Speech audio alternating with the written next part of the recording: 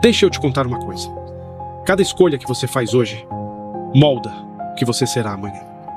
Às vezes, as escolhas são pequenas, outras parecem gigantes, mas todas têm um peso. O problema é que na hora, você nunca sabe aonde elas vão te levar. Mas a verdade é esta: quem escolhe viver com intenção, constrói um futuro com propósito. Não é sobre sempre acertar, é sobre ter coragem de decidir e lidar com o que vem depois. Cada passo que você dá hoje, seja no trabalho, no amor ou em você mesmo, conta para algo maior. Então escolha com sabedoria. Porque o que você faz hoje constrói quem você será amanhã. A pergunta é: que escolha você vai fazer agora?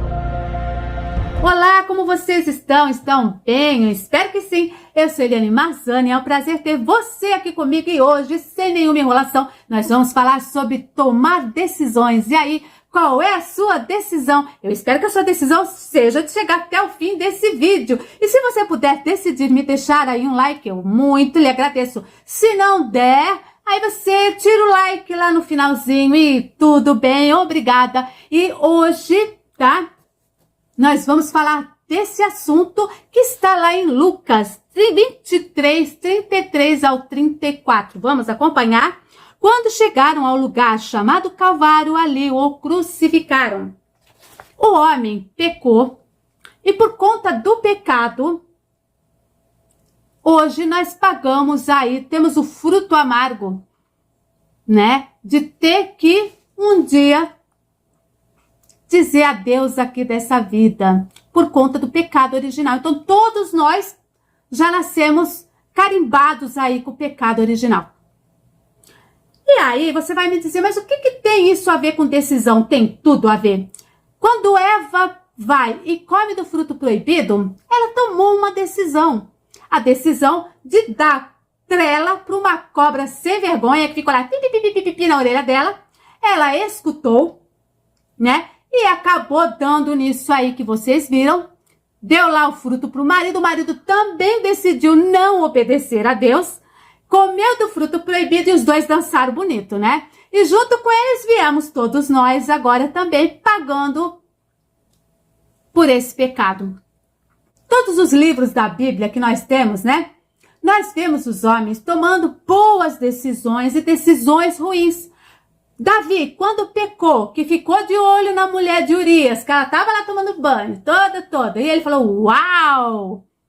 Era para ele estar na guerra, ele ficou, né?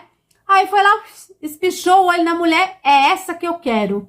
Aí ele vai, peca com a mulher engravida, e ele, para tentar sair daquela, queria que ela mentisse lá pro marido, que o filho era dele, e aí, só que olha, era complicado, foi muito complicada a história, depois você vai ler, olha a lição de casa. Seja como for, ele acabou tomando a decisão errada de adulterar e ainda por cima, né, desviver Urias. E aí, meus caros, vocês viram a consequência dessa decisão. A espada passando na casa de Davi o tempo inteiro. Pagou caro, hein? Pagou muito caro. E assim nós vamos ter vários personagens da Bíblia. Por exemplo, Sansão resolve, né, se meter aí com uma mulher que não era para ele se meter. Ele fez tanta coisa errada, mas tanta coisa errada. Aí ele toma a decisão de contar para a mulher um segredo, que a força dele estava nos cabelinhos. E aí o que ela fez? Ele teve a decisão de confiar numa mulher que não era de confiança. Ela vai lá e ó, corta o cabelo e aí dá no que dá. Ele tentou consertar no final, não vou dar spoiler se você não leu a Bíblia. Enfim, pagou caríssimo, né? Pagou caríssimo. Consertou, mas pagou caro. Então, meus caros, há decisões e muitas delas acabam tendo o quê? Consequências sérias na vida da pessoa. Então, coleguinha, presta atenção no que eu vou te falar aqui. Quando Jesus foi crucificado, ele merecia? Não, mas ele veio na forma humana para quê? Para cumprir esse propósito. E esse era o propósito de Deus aqui na terra. Redimir os nossos pecados, porque os crucificados seríamos nós. E ele veio e se fez pecado, um homem puro. Não tinha pecado. Então, colocaram Jesus no meio de 2 ladrões. Jesus roubou alguma coisa? Não. Cada um dos ladrões tomou uma decisão diferente. Um resolveu escarnecer, tirar sarro, ficar falando besteira. Resolveu o quê? Não acreditar que aquele era o Filho de Deus. E o outro exerceu o quê? A fé dele. Senhor, tá? Ele vai dizer com respeito, lembra-te de mim quando vieres no teu reino. E Jesus disse, em verdade te digo que hoje estarás comigo no paraíso. Então, um resolveu ter a condenação eterna e o outro a vida eterna junto com Deus. Tomamos decisões erradas porque deixamos nossas emoções tomarem conta e controle de nossas vidas. A rejeição a Jesus é considerada uma decisão que acarreta uma consequência muito séria. Negar o amor e a graça oferecidos por Deus resulta em separação espiritual e perda da salvação. Era necessário que ele passasse por isso. Foi fácil? Não, ele suou, tá? Sangue no Getsemane. Tamanha era a aflição que ele estava, muito grande. E naquela hora não tinha quem estivesse orando por ele não, que ele foi lá olhar, estava todo mundo dormindo no quinto sono. Era ele e Deus. E uma preocupação dele, que era perder a comunhão com Deus. E aí é que eu quero chegar em você e dizer o seguinte, nós tomamos decisões todos os dias. Nós tomamos decisões nas nossas vidas que, se você for olhar para o passado, você pensa, puxa, mas por que eu decidi isso, meu pai? Onde é que eu estava com a cabeça? Tomem muito cuidado com a decisão que vocês tomam na vida. Decisões que depois vão dar uma maior dor de cabeça para consertar. Isso é um recado e tanto que a gente está dando aqui para você. Tome cuidado. Não tome decisões, tá? Assim, baseadas no emocional. Ah, é porque... Por exemplo, vamos pegar aqui um exemplo simples. Uma paixão avassaladora. Nunca tome decisões pautadas em quê? No emocional. A mulher, quando está apaixonada, a gente fica burra. Cara, fica burra mesmo. Por quê? Ah, é tudo meu amor pra lá, meu amor pra cá, meu querido pra cá, minha vida pra lá, né? Eu só respiro se você soprar. É muito assim. E aí a gente não vê defeito. E daí? Qual é o problema? Quebra a cara, quebra a cara. Porque a gente só vê qualidades, tá? Até se aquela pessoa soltar um pum, você... Ai, que jasmim. Você acha isso? Porque a paixão é uma coisa perigosa. Por isso que fala a paixão de Cristo. O que quer dizer paixão? Sofrimento. Sofrimento. Que pode vir disfarçado de uma felicidade. E aí você toma uma decisão. Nós estamos falando de decisão aqui. E uma decisão que é muito importante. Ela diz respeito à sua felicidade. Ela diz respeito a você ficar... dividir uma vida com uma outra pessoa. E quando a gente toma decisão voltada só no emocional da gente, a tendência da gente é errar. Por isso que é bom, e eu digo sempre para todas as moças e rapazes, não se casem correndo como se não houvesse amanhã. Conheça muito bem a pessoa da qual você está casando, tá ok? Ah, mas a primeira ideia que eu te dou aqui, conhece a família. Conhece a família. Entendeu? Conhece a família. Conhece como é essa pessoa no ambiente de trabalho dela. Se ela não respeita pai e mãe, ela não vai te respeitar. Nem como marido e nem como mulher. Não vai te respeitar. Não cai nessa. No conto do vigário. Não cai nessa. Então, são decisões diferentes de escolha. Escolha, eu posso escolher. Eu vou escolher um tomate na feira. O máximo que vai acontecer, ou ele vai servir para salada, ou ele vai servir para molho. Não vai afetar muito a minha vida, não. Mas há decisões que a gente toma, que a gente tem que ter amadurecimento para não ir pelo emocional. Cuidado com esse negócio de... o amor é uma cabana. Não tem importância. A gente vai ser feliz comendo ovo. Acorda. Acorda, queridos. Tá? Tô com um pouco de frio. Ninguém é feliz comendo ovo. No primeiro mês é lindo, no segundo você já fica assim, no terceiro, olha... Não existe. Quando a dificuldade entra por uma porta, o amor sai pela janela. Presta atenção, mulher. Presta atenção, meninas. Qual é a profissão do teu futuro marido? O que ele faz? Você é nova, você está deixando de repente, ter uma profissão para ficar pendurada no marido. Não é bom. Não é bom ficar na mão de ninguém. Tenha a sua própria profissão. Espera 4, 5 anos. É legal. Vocês vão ficar noivo, vão namorar, vão ficar noivo. Tem mais, um pouco melhor, porque às vezes você pode estar casada 30 anos com a pessoa e ela te surpreender. Pode acontecer isso também, né? Mas, pelo menos, gente, a gente tem que ter uma segurança na vida. Olha a decisão aí, a decisão. É importante. Estou falando de relacionamento porque eu acho que, pelo menos, é uma coisa mais fácil da gente entender melhor. Os homens escolheram. Um decidiu a condenação e o outro decidiu a vida eterna. E nós, o que nós estamos decidindo? Vamos voltar aqui para o Evangelho. Você está decidindo o quê? Obedecer a Deus ou desobedecer a Deus? Qual que é a tua? Qual que é a tua, cara? Qual que é o teu problema? O que você está decidindo? Que nós somos frutos da nossa decisão. Então não tem como você entrar no reino de Deus pela porta dos fundos. Não tem. No céu só entra quem for perfeito. Quem não tiver um pecado. Aí você vai dizer, mas Eliane, peraí, como assim a pessoa vai entrar no céu sem pecado? Então não vai entrar ninguém. Se não fosse por Jesus Cristo, não entrava mesmo um, porque todos nós seríamos consumidos. Hausina otiaboi, kuma bezravi, champagne meresha tesherta menolai, kakasaya nokshiadanai, kakasiti, adi, amba kulet kelwain kahel kasiye edemini, aking lakiswa. Lehiwaiting lakiswa. Ilfilkom aray mahakihita. Ida higo denali denako kadelpiana afefilkom. Então, meus queridos, o que Jesus fez na cruz do Calvário não foi qualquer coisinha, não. A gente não tinha aguentado a primeira chibatada nas costas, já tinha riado. E ele aguentou. E aí, você está tomando a decisão de ser de Cristo ou do mundo? Qual que é a decisão? Você quer realmente ser um cristão comprometido com a palavra, comprometido, ou você vai ser o crente Raimundo, um pé na igreja e o outro no mundo? O que a gente está escolhendo? Qual é o caminho que nós estamos, né? Então, assim, não há outra maneira. Deus fala o quê? Que Ele é a videira e nós somos os ramos. Então, não confia em Deus, faça-o hoje. Ao morrer na cruz, ele se tornou grande.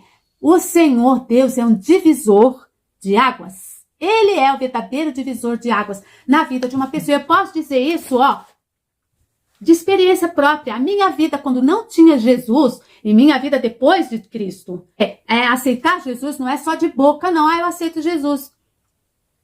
É também uma questão de quê? De atitude.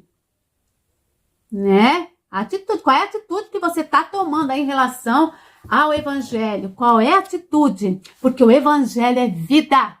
É vida, é novidade de vida. Tá? É a novidade de vida. É muita vida. Então a gente nunca pode pensar que porque uma pessoa erra, a outra é assim, é assado, Deus tem culpa. Deus não tem culpa de nada, não. Deus é perfeito. Deus é perfeito. Se hoje nós pagamos por muita coisa, a origem foi lá, pecado. Porque ele fez o homem perfeito. Não tinha problema nenhum. Tá? Mas o homem decidiu, transgredir. E aí todo mundo dançou geral. Até as nossas decisões, elas têm o quê? Efeito na nossa família. Porque quando dá alguma coisa errada, também respinga neles. É isso que a gente tem que pensar. Não é só nós, também tem os outros.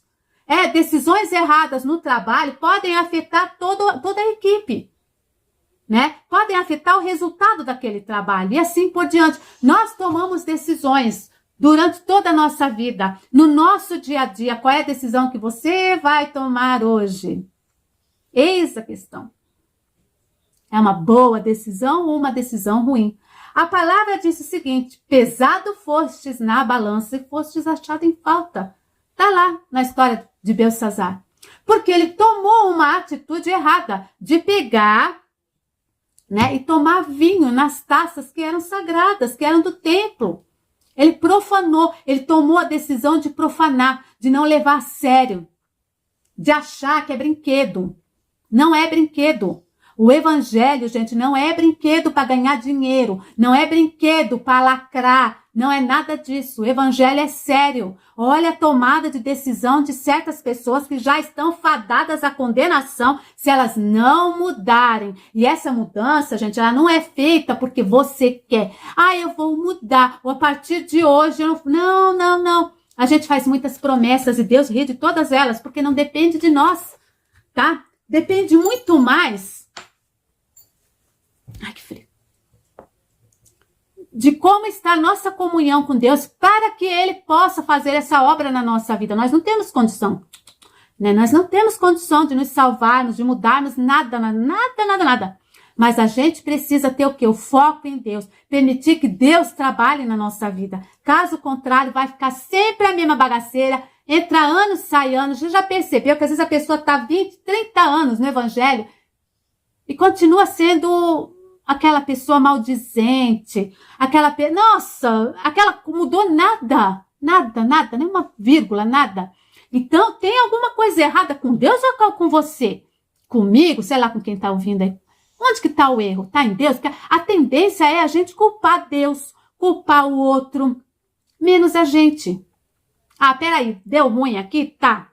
Mas eu tenho a minha parcela de erro. Porque o ladrão da cruz... ele mesmo percebeu isso. Não, peraí, eu tô aqui porque eu roubei. Eu tô aqui porque eu fiz uma coisa errada. Eu mereço estar aqui. Ele entendeu que ele merecia aquele castigo.